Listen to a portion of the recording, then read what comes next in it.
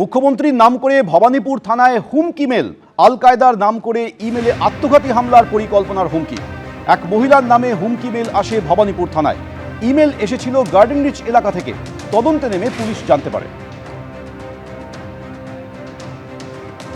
এই 14 তারিখে সকালে 10:15 নাগাদ ভবানীপুর থানাতে একটা মেইল এলো। ওই মেইলে একটা থ্রেট ইমেল মেসেজ এসছে। ওইটাতে বলা হয়েছিল দ্যাট একটা আবিদা আলী নামে একজন মহিলা, উনি আল কায়দা সংগঠনের সাথে যুক্ত আছেন অ্যান্ড উনি আমাদের মাননীয় মুখ্যমন্ত্রী ওনার বিরুদ্ধে একটা সুসাইড বম্ব অ্যাটাক করবেন বলে প্ল্যান করছেন বলে এটা ইমিডিয়েটলি রকা হোক বলে একটা ইমেল মেসেজের কমিউনিকেশন ছিল। কালকে রাতে গার্ডেন রিচ থানার হেল্প নিয়ে ওকে ডিটেইন করে জিজ্ঞাসাবাদ করা হয়েছিল। যখন জিজ্ঞাসাবাদ করা হলো তখন উনি স্বীকার করে কারণটাও বললেন কেন এটা করেছেন। উনি বেসিক্যালি বললেন দ্যাট যে মহিলার নামটা উনি নিয়েছেন ওই মহিলার সাথে ওনার কোনো পার্সোনাল এনিমিটি আছে একটা বিশেষ কোনো পার্সোনাল কারণের জন্য। ওই মহিলাকে একটু প্রবলেমে ফেলে দেওয়ার জন্য, ওনার ফ্যামিলি ওনার ফ্রেন্ডসকে প্রবলেমে ফেলার জন্য উনি এটা করেছেন বলে স্বীকার করেছেন। যে মেইল পাঠিয়েছেন ওই সব এভিডেন্স ও মোবাইলে ছিল। অন দিস বেসিস ওনাকে অ্যারেস্ট করা হয়েছে।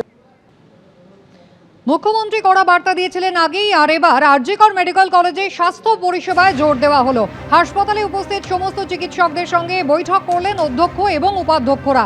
সামগ্রিকভাবে হাসপাতালের পরিচ্ছন্নতা বাড়াতে হবে, হাসপাতালের ভেতরে বেআইনি পার্কিং সরাতে হবে, আরজিকর হাসপাতালের দালাল চক্র চিহ্নিত করে নির্মূল করতে হবে এবং কোনোভাবেই রোগীকে হাসপাতাল থেকে ফেরানো যাবে না।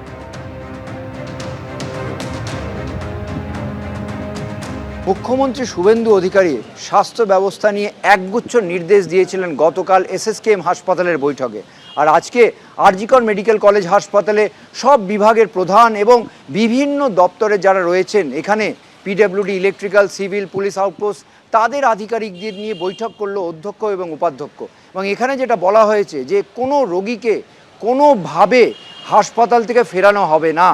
যদি কাউকে অন্য জায়গায় রেফার করা হয়, তার যদি কারণ সঠিক না থাকে তাহলে আইনি পদক্ষেপের মুখোমুখি হতে হবে ওই স্বাস্থ্যকর্মীকে। জরুরি বিভাগে সমস্ত চিকিৎসক যথেষ্ট পরিমাণে থাকতে হবে, স্বাস্থ্যকর্মী থাকতে হবে, রোস্টার বানানো হয়েছে।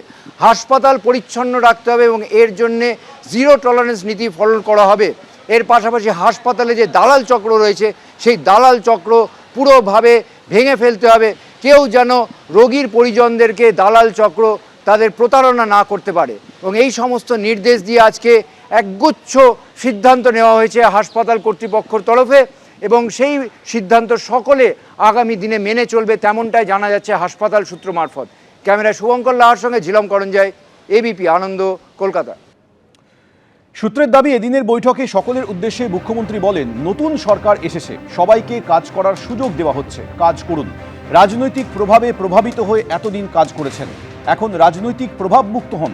ডাবল ইঞ্জিন সরকার চলছে, স্বাস্থ্যে সব কেন্দ্রীয় প্রকল্প চালু করতে হবে। জেলা থেকে কলকাতা রেফার সহ রোগী হয়রানির অভিযোগ বারবার ওঠে। এই প্রেক্ষাপটে এদিন শুভেন্দু অধিকারীর নির্দেশ, রেফারের জেরে হওয়া রোগী হয়রানি থামাতে হবে। বেড থাকা সত্ত্বেও রোগীরা বেড পাচ্ছেন না কেন সেটা দেখতে হবে, নির্দেশ মুখ্যমন্ত্রী।